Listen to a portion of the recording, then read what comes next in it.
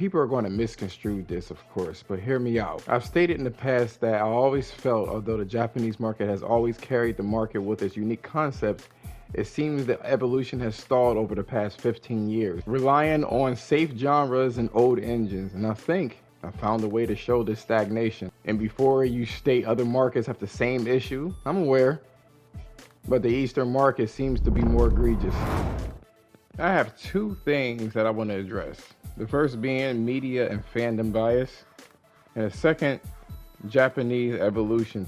Starting with a post that I've seen on Twitter, which actually asked a really valid question.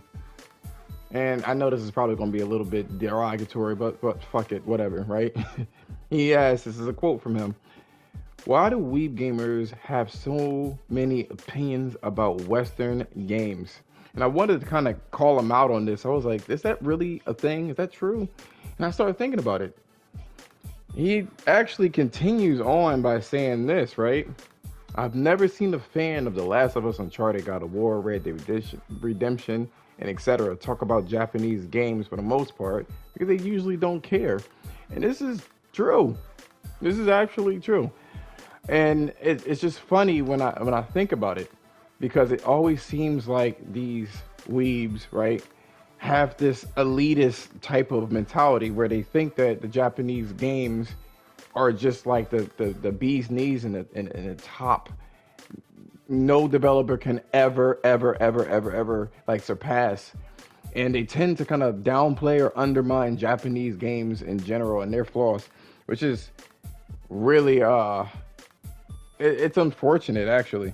That's the best way I can really put it. It's a shame that, you know, there's really issues with their gaming and they don't really mention it, which I'll talk about for the second thing that I wanted to say. But it's true. The media also has this particular issue as well. You get a lot of Japanese games, but because it's Japanese, it won't really get a bad score necessarily, especially nowadays. It was happening, I would say, when Grand Theft Auto came out, and that's when they kind of had the, you know, the Japanese weren't the darlings of the gaming industry at the time. Everybody was just like, really, they had nothing but Grand Theft Auto on the mind. And, you know, they expected more from Japanese games. It was almost uncool to play Japanese games in general. But now with, you know, the Elden Rings and the Final Fantasy and the oversaturation of Western RPGs, you know, I guess people are just looking for something better or something different. That's what I'm noticing. And that this could be a product of just, it is what it is, you know. But it is true. You go online and you see like this elitist behavior where it's like they just don't think that the Japanese can't do any wrong, when the paradigm for Japanese games haven't changed much in a long time. It really hasn't. And I just can't wait to actually talk about the second portion of this video, which talks about how I think I can quantify why I feel like the Japanese need to evolve to some degree. It's not that we can't have options, because I think that we do. It's just flat out that, you know, the media has a very huge, it has a large influence on people. And when they say that the game is good, it's usually good and you can't say anything about it, regardless of the flaws. And now it's the uncool thing to like Western games, you know. It's unfortunate. So I'm actually going to get into why I believe that the Japanese gaming hasn't really evolved. Speaking of Japanese evolution, I was actually thinking about this long and hard. I really couldn't quantify it until, you know, me speaking and talking over and over. I finally could kind of like really think about my thoughts and discovered something.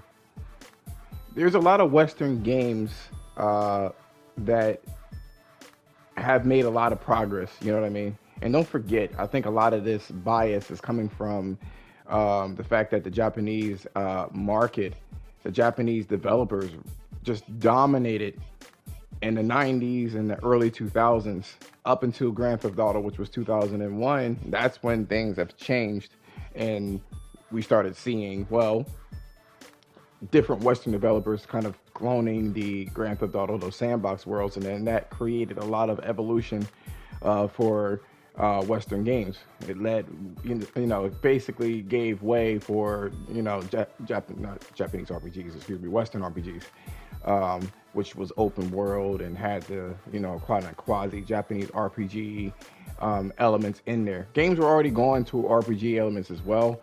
But the difference is that in Japan, with Japanese games, they didn't really evolve. And that's where I had my discovery. There are a lot of games such as Horizon Forbidden West or Horizon or the Assassin's Creed games, or a lot of these games, to be perfectly honest with you, you can't port them over to very old hardware. So that's the rubric that I was using. When you look at a lot of Japanese RPGs, one of the things that you do notice is that the game in general is simple. It's so simple that you could take the games and you could port it right over to a PlayStation 1 or an N64. And that's the problem. When I play my games, I'm expecting a new experience or something similar to a new experience. That's what I'm expecting. And I'm not getting that. And I was thinking maybe I'm just entitled, but this is not entitlement. This is something totally different. What this is the very fact that it's like they don't want to take any risks. You know what I mean? So they don't want to, go out and really try not necessarily anything new, but especially technologically advanced. That's something that they don't really want to do, period. And I'm like, oh, wow. They don't even want to really invest in physics and stuff like that. And when you do get a developer that does it, right? A Japanese developer, usually they were on Sony's end anyway. Something like Gravity Rush, you can't port over. Like mechanically, you cannot port over a Gravity Rush game over to fucking, over to PlayStation 1. You just can't. There's too much going on with that one. The same thing with Shadow of the Colossus. You can't port that over at all.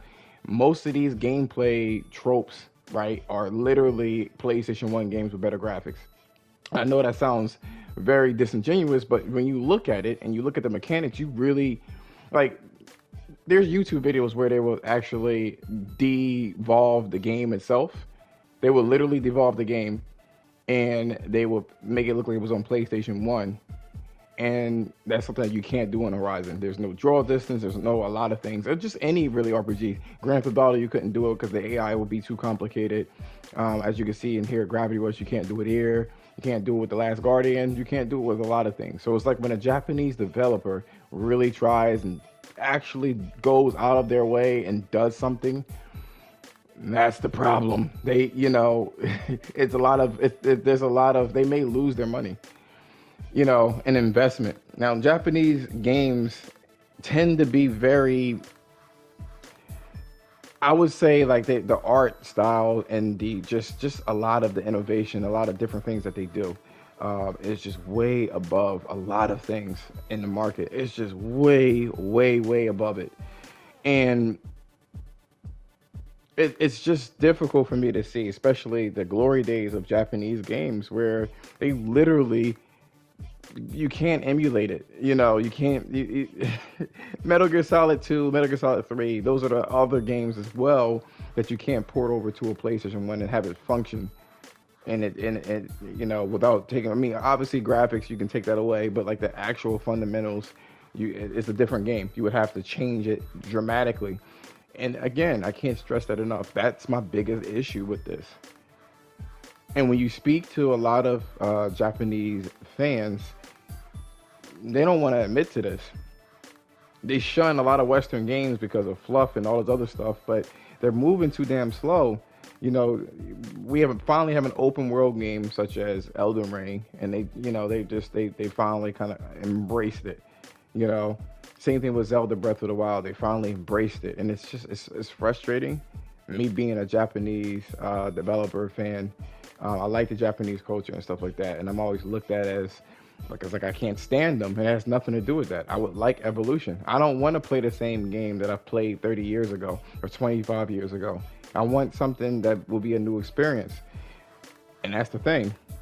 The media kind of dictate this, and they make sure that their darlings don't evolve. They keep fueling bad behavior. And the same thing with people that are hardcore fans of Japanese games. They fuel bad behavior. And in the case of that, you get stagnation. And you get loss of developers too, because the games will eventually stop selling. The people who like the old regime of things, we're going away.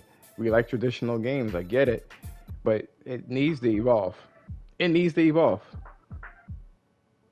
I don't understand why that's such a hard thing to say, or very difficult to say to a lot of the people that like Japanese things. You can criticize it and still love it. It's just like having a kid. You can definitely criticize what your kid is doing, but still love your kid.